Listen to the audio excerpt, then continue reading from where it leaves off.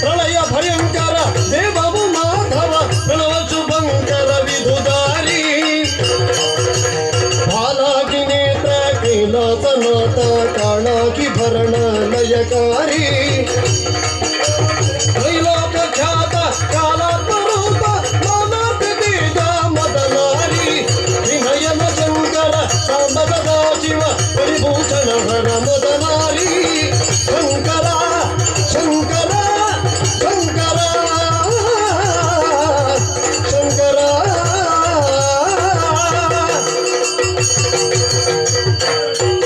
ವಿಶ್ವನಾಥನು ನೀಡಿದರು ಜನವದಯದಿ ವಿಶ್ವರಥನನು ಕಂಡು ನುಡಿಸಿದನು ಹಿತದೇ ಮೆಚ್ಚಿದ ಮೆಚ್ಚಿದ ಚರಣಾನಿ ಉಚ್ಚರಿಸು ನಿಜ ಕಥನ ಹೆಚ್ಚಿನ ಶ್ರದ್ಧೆಯ ಅಚ್ಚರಿತ ಪವಿದು ಪ್ರಥಮನದಿ ಕೇಳಿಚ್ಛೆಯ ಮುಗದಿ ಮೆಚ್ಚಿದ ಮೆಚ್ಚಿದ ಚರಣ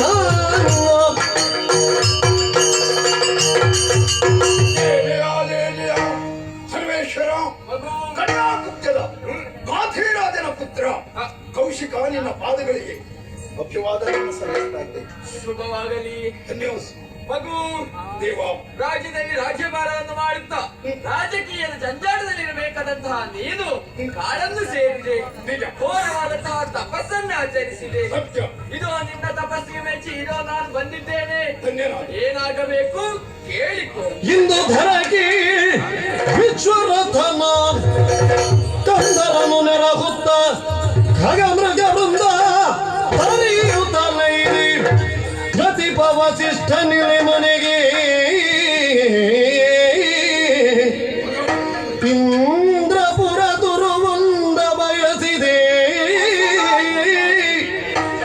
ನಂದನರು ಮುನಿಯಿಂದ ಸಂದಿರಿ ಬಂದು ತಪಿಸಿದೆ ಕರುಣಿಬುದು ದಿವ್ಯ ಅಸ್ತ್ರಗಳ ದಯದಿ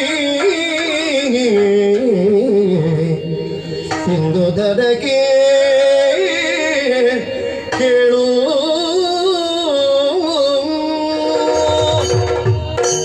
ಚಂದ್ರಶೇಖರ ವಿಷಮಾಂಶನಾದರೂ ನೀನು ಸಮದರ್ಶಿ, ಅಪವರ್ಗವುಳ್ಳವನಾದರೂ ಅಪವರ್ಗ ಪ್ರದಾಯಕ, ಪ್ರೇತ ಭೂಮಿಯನ್ನು ಮನೆ ಮಾಡಿಕೊಂಡರೂ ಮಂಗಳ ಸ್ವರೂಪ, ಸರ್ವಜ್ಞನಾದ ಸರ್ವಶಕ್ತನಾದ ಸರ್ವಾಂತರ್ಯಾಮಿಯಾದ ನಿನಗೆ ನಾನು ಏನನ್ನೂ ಹೇಳಬೇಕಾದಿಲ್ಲ.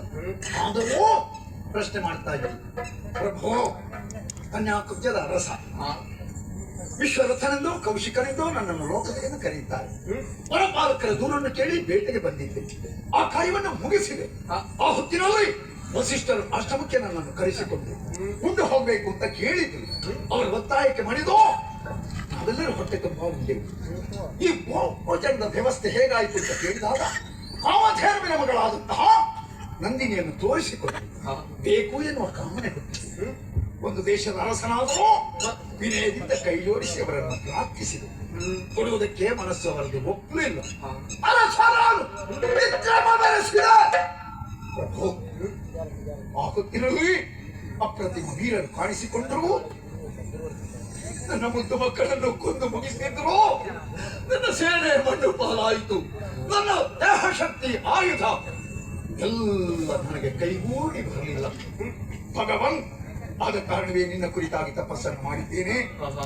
ಒಲಿದು ನನಗೆ ದಿವ್ಯ ಧನುಷಗಳನ್ನು ಕಾಪಾಡಬೇಕು ಅಂತ ದೀನನಾಗಿ ಕೈ ಜೋಡಿಸಿದ್ದ.